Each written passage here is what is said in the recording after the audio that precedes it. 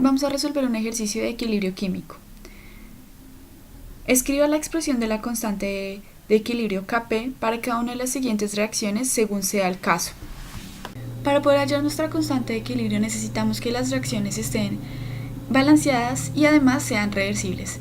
Vamos a identificar que son reversibles con las flechas de doble sentido y vamos a mirar si se encuentra balanceada, si no vamos a proceder a balancearlas. En el punto A nos dan dióxido de carbono en estado gaseoso, que nos va a producir monóxido de carbono en estado gaseoso más oxígeno en estado gaseoso. Como no está balanceada, vamos a proceder a balancearlas. ¿Qué nos quedaría? 2 moles de dióxido de carbono en estado gaseoso, que nos va a producir 2 moles de monóxido de carbono más oxígeno en estado gaseoso. Vamos a recordar que la constante de equilibrio son las concentraciones de los productos sobre las concentraciones de los reactivos. Y como estamos hablando de estados gaseosos, nuestras concentraciones serían las presiones parciales de cada compuesto. Entonces, que para este caso A, la constante de equilibrio, o sea Kp, nos va a quedar la presión del monóxido de carbono a la 2 por la presión del oxígeno sobre la presión del monóxido de carbono a la 2. En el punto B nos dan dióxido de nitrógeno en estado gaseoso más hidrógeno en estado gaseoso, que eso nos va a producir amoníaco en estado gaseoso más agua en estado líquido. Como no está balanceada, vamos a proceder a balancearla, que eso nos quedaría 2 moles de dióxido de nitrógeno en estado gaseoso más 7 moles de hidrógeno en estado gaseoso, que eso nos va a producir 2 moles de amoníaco en estado gaseoso más 4 moles de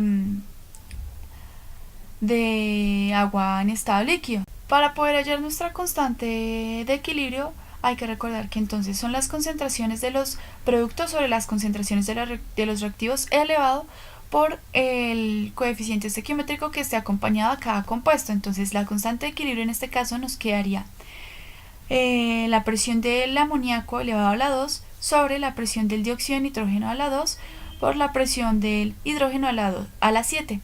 Hay que recordar que tanto los sólidos como los líquidos no se tienen en cuenta en la constante de equilibrio. Eso no quiere decir que se desprecien en el equilibrio, sino que para la constante no se toman en cuenta. Punto C, nos van a dar bicarbonato de sodio en estado sólido, que eso nos va a producir carbonato de sodio en estado sólido más monóxido de carbono en estado gaseoso más agua en estado gaseoso. Vamos a proceder a balancearlo, que eso nos quedaría 2 moles de bicarbonato de sodio, que eso nos va a producir carbonato de sodio más dióxido de carbono más agua.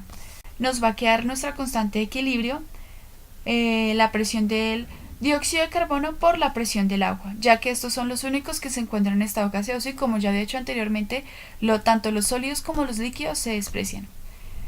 En el punto D nos van a dar fósforo en estado sólido más cloro en estado gaseoso, que eso nos va a producir tricloruro de fósforo en estado líquido. Como no está balanceado, vamos a proceder a balancearlo, que nos quedaría el fósforo en estado sólido más 6 moles de cloro, que eso nos va a producir 4 moles de tricloruro de fósforo en estado líquido. Y vamos a hallar nuestra constante de equilibrio, que hay que acordarnos de nuevo que son las concentraciones de los productos sobre las concentraciones de los reactivos. Y la constante de equilibrio nos va a quedar 1 sobre la presión del cloro a la 6. Y esto se debe a que solo el cloro está en estado gaseoso. Para nuestro punto E nos van a dar ácido acético en estado acuoso, que nos va a producir acetato en estado acuoso más hidrógeno en estado acuoso. Como están en estado acuoso, no podemos hallar nuestra constante P, por esa misma razón, porque nuestra constante P solo son para estados gaseosos, no para estados acuosos.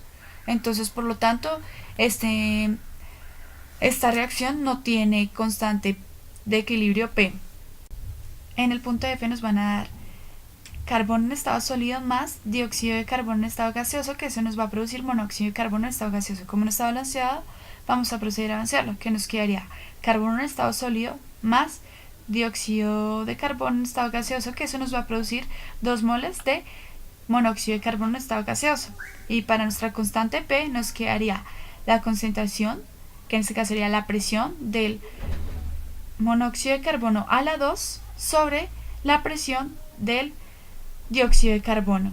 Y hay que recordar que no entra el carbono porque está en estado sólido, ni que los sólidos ni los líquidos entran en la constante de equilibrio. Y con esto ya terminamos el problema de hallar la constante de equilibrio Kp.